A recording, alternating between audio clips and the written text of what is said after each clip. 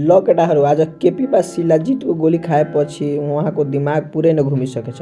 म किन भने तपाईँले यो एकचोटि भिडियो हेर्नुहोस्। कहाँ भाग्यो को भाग्यो पावर कसरी आयो को भाग्यो कहाँ भाग्यो तपाईँलाई के भनेका छन् भने बालुवाटारबाट हेलिकप्टर चढेर सेनाको ब्यारेकमा जानु भनेको भागेको हो केपी ओली भने मसँग त्यहीँ थियो नि सेना। कहाँ सेनाको ब्यारेकमा गइरहनु पर्छ, त्यहीँ थियो।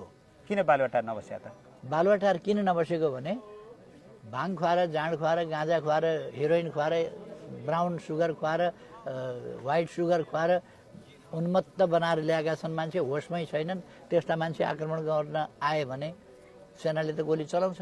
ल केटाहरू केपी ओलीको भनाइले केटाहरू गाँजा खाएर चरस खाएर के खाएर आएका थिए भने यो यस्तो कुरा गरिरहेको छ।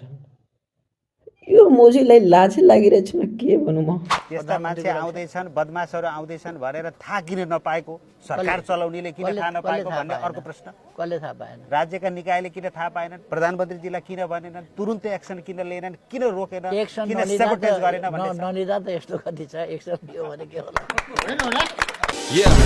मेरो खराब बानी छ, मेरो खराब